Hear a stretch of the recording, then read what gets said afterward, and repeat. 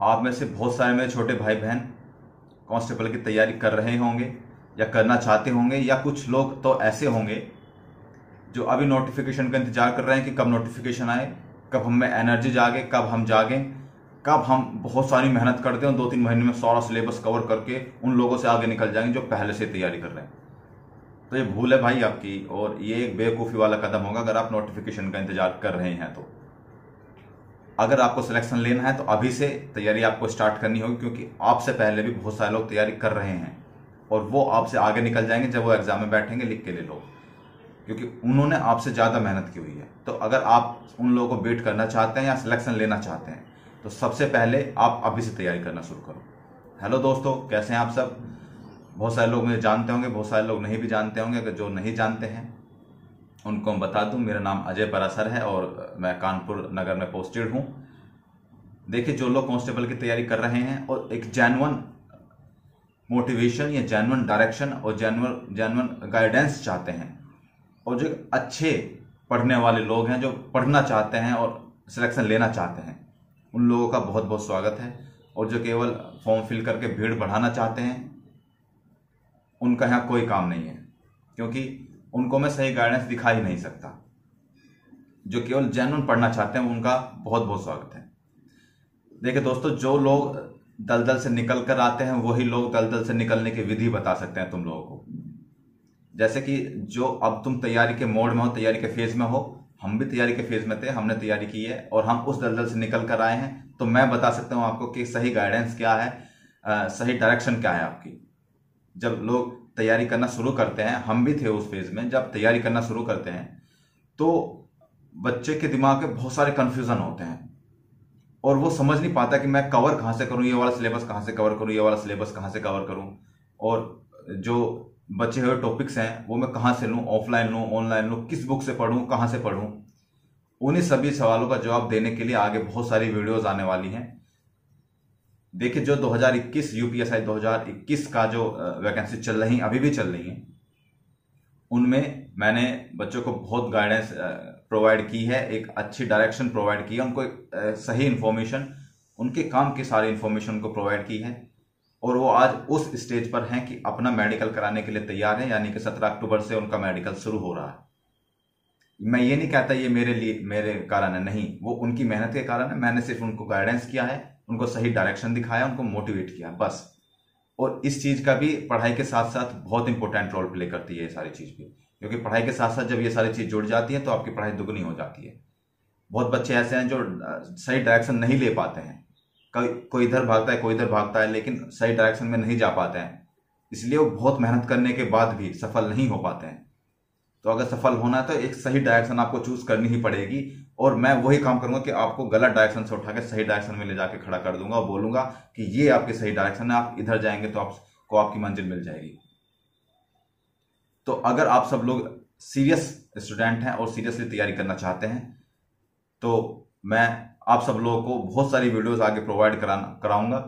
आप सब लोग उनसे मोटिवेशन भी आपको दूंगा, एक सही गाइडेंस भी दूंगा, एक आपको रास्ता भी चुन के दूंगा कि ये वाला रास्ता आपके लिए सही है।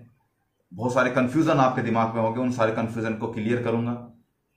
ठीक है, तो चलिए, खैर ये सारी बातें होती रहेंगी, आगे बढ़ते हैं। और आज का जो हमारा टॉपिक है वो ये है कि आप अपने नोट्स कैसे बनाएं। जब आप तैयारी कर रहे होते हैं, हमने भी तैयारी की, हमने भी अपने नोट्स बनाए, तो जो स्ट्रेटजी मैंने अपने लिए अपनाई थी वो आज मैं बताता हूं तुम सब लोगों के।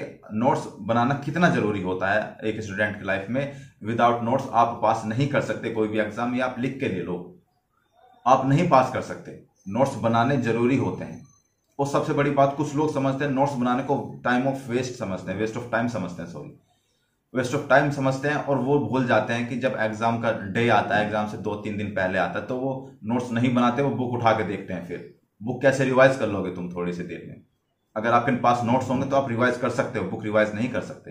तो नोट्स बनाने बेहद जरूरी हैं, और इसको टाइम की बर्बादी मत समझो, ठीक है। दूसरी बात यह है कि जब भी आप नोट्स बनाएं तो उसमें केवल इंपॉर्टेंट पॉइंट्स लिखें, बिना वजह की कहानियां उसमें ना लिखें।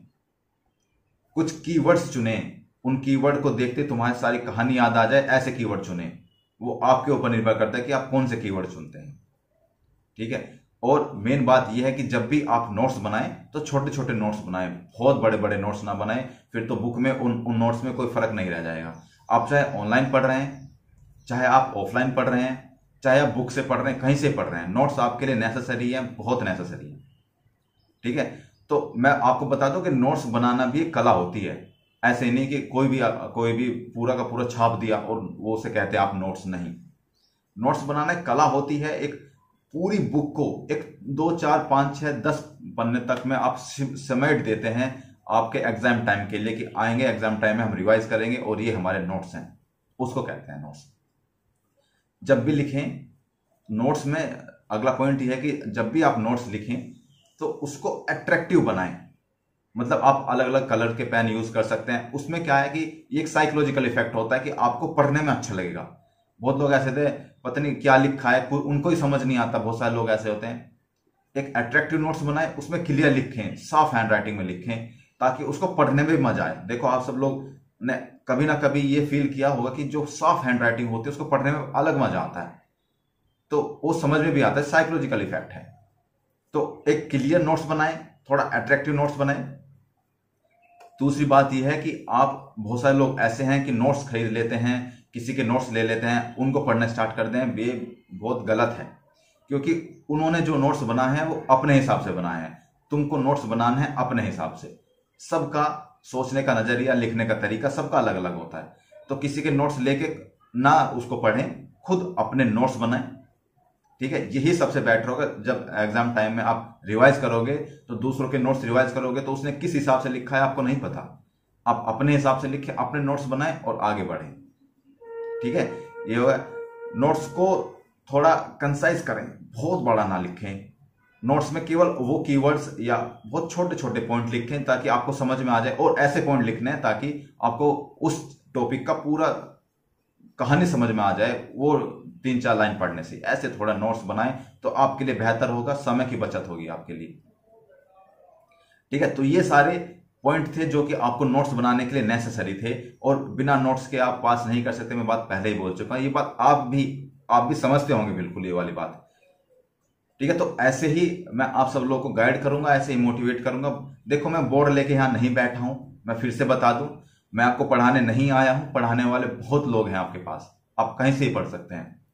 लेकिन वहां से निकलने का क्या तरीका है, दलदल से निकलने का क्या तरीका है, उस रास्ते को कैसे पार करना है, उस अपने मंजिल को कैसे अचीव करना है, ये मैं आपको बता सकता हूं बिल्कुल, क्योंकि मैंने वो किया हुआ है। मैं उस फेज से निकला हुआ हूं। मैंने वो संघर्ष, वो मेहनत, वो सारी चीजें देखी हैं जो अब आप कर रहे हैं। और अगर आपको सिलेक्शन लेना है वास्तव में, तो आप सब लोगों को ये चीजें बहुत जरूरी हैं जो मैं आने वाली वीडियोस में बताऊंगा। आप पढ़ें कहीं से भी, लेकिन मोटिवेशन के लिए यहां आ सकते हैं, सही गाइडेंस और सही डायरेक्शन के लिए यहां आ सकते हैं, और मैं वो आपको प्रोवाइड कराऊंगा। क्योंकि मेरे पास बहुत सारे ऐसे मैसेज आ रहे थे कि सर आप यूपीएसआई के लिए तो बहुत करते हैं, लेकिन कांस्टेबल के लिए आप नहीं शुरू कर रहे हैं, प्लीज शुरू करिए। इसलिए मैंने ये शुरू किया। मुझे लगा शायद आपको इस चीज की नीड होगी, जरूरत होगी। तो चलिए फिर किसी अगली वीडियो में मिलते हैं। तब तक के लिए जय हिंद, और पढ़ाई करते रहिए, घर पर रहिए, मस्त रहिए, ज्यादा टेंशन लेके पढ़ाई करने की जरूरत नहीं है। फ्री माइंड होकर पढ़ाई करिए। ठीक है, जय हिंद।